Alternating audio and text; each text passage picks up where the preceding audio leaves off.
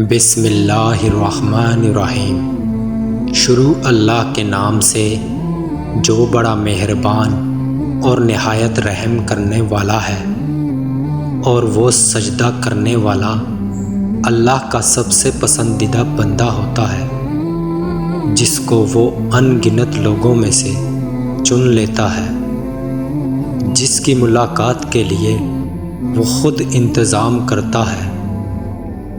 رشک آتا ہے مجھے اس شخص کے مقدر پر جس کی ایک پکار سننے کے لیے وہ سارا جہاں خاموش کروا دیتا ہے۔ وہ جس کو چاہتا ہے اپنی جانب موڑ لیتا ہے چپ چاپ، اور وہ کسی کو خبر بھی نہیں ہوتی۔ بس پھر وہ ایک حکم دیتا ہے اور کائنات کی ساری طاقتیں ایک ہو جاتی ہیں، اس کے گرد طواف کرنے لگتے ہیں، اور ساری باتیں فیکن پر آ کر ختم ہو جاتی ہیں۔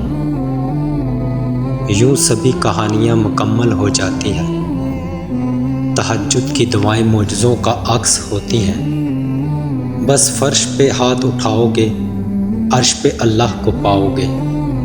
تہجد کی دعا سے وہ بھی مل جاتا ہے جس کا لوگ ناممکن کہا کرتے ہیں، اور جو دعا سے حاصل نہ ہو سکا وہ تہجد سے بھی تو ہو سکتا ہے۔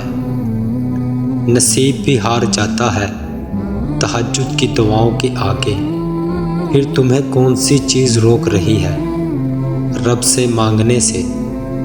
اللہ کو بہت پسند ہے جب تم دنیا سے نہیں اس سے مانگتے ہو، جب تم بے بسی کا رونا کائنات کے سامنے نہیں اس کے سامنے روتے ہو، جب تم سب ختم ہونے جانے کے بعد بھی اس یقین کے ساتھ دعا کرتے ہو کہ اس کے سوا کوئی تمہیں کچھ نہیں دے سکتا، جس کے دیدار کے لیے وہ آسمان کو سیاہی سے بھر دیتا ہے اور چاروں طرف اندھیرا کر دیتا ہے، تاکہ اس کے بندے کے آنسو کوئی تیسری ذات نہ دیکھ سکے، تاکہ اس کے بندے کے جذبات کی خودداری پر پردہ پڑا رہے۔ سب کو بے فکری کی نیند سلا کر وہ اپنے اس خاص بندے کو اپنی جستجو کی فکر لگا دیتا ہے۔